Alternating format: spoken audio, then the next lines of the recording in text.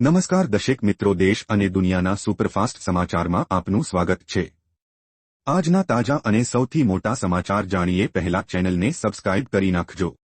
T20 world cup માટે team ઇન્ડિયાની જાહેરાત। રોહિત શર્માની કેપ્ટનશીપમાં ટીમ ઇન્ડિયાનું એલાન। હાર્દિક પંડ્યા ટી20 ટીમના વાઇસ કેપ્ટન। ટીમમાં જયસ્વાલ, કોહલી, સૂર્યકુમાર યાદવનો સમાવેશ। રિષભ પંત અને સંજુ સેમસનનો ટીમમાં સમાવેશ। શિવમ દુબે, જાડેજા, અક્ષર પટેલ, કુલદીપ યાદવ ટીમમાં। અર્શદીપ સિંઘ, ચહલ, બુમરાહ, સિરાજનો ટીમમાં સમાવેશ। હવામાન વિભાગની ચિંતાજનક આગાહી। હવામાન વિભાગ દ્વારા રાજ્યમાં હીટવેવની આગાહી આપવામાં આવી છે।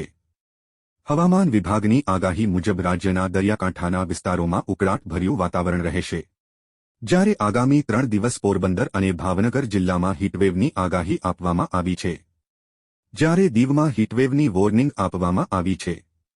કાળઝાળ ગરમીને લઈ લોકોએ કામ વગર ઘરની બહાર નીકળવાનું ટાળવું જોઈએ તેવી હવામાન વિભાગ દ્વારા ભલામણ કરવામાં આવી છે।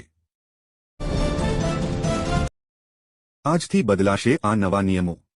આજથી મે મહિનો શરૂ થવાનો છે અને દર મહિનાની પહેલી તારીખે દેશમાં ઘણા ફેરફારો જોવા મળે છે।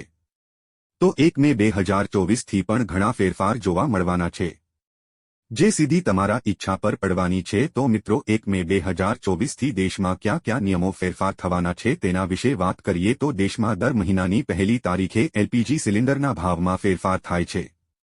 ઓઇલ માર્કેટિંગ કંપનીઓ એલપીજી સિલિન્ડરની કિંમત નક્કી કરે છે। કંપનીઓ 14 કિલોના ઘરેલું અને 19 કિલોના કોમર્શિયલ સિલિન્ડરની કિંમતો નક્કી કરે છે। આ સાથે સીએનજી અને પીએનજીના ભાવ પણ વિભાગે જાહેર કર્યું। ઉનાળુ વેકેશન।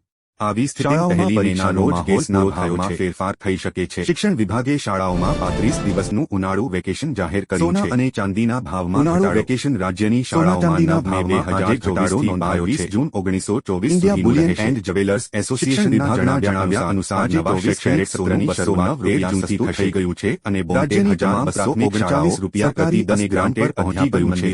બાલ અધ્યાપન મંદિરો 460 રૂપિયા કોલેજોમાં ઉનાળુ વેકેશન 914 રૂપિયા પ્રતિ કિલો થઈ ગઈ છે। 22 કેરેટ સોનું 68171 રૂપિયા અને 18 કેરેટ સોનું 54180 રૂપિયા પ્રતિ 10 ગ્રામ પર પહોંચી ગયું છે। અહીં ચાંદી 460 રૂપિયા સસ્તી થઈને 80914 રૂપિયા પ્રતિ કિલો થઈ ગઈ છે।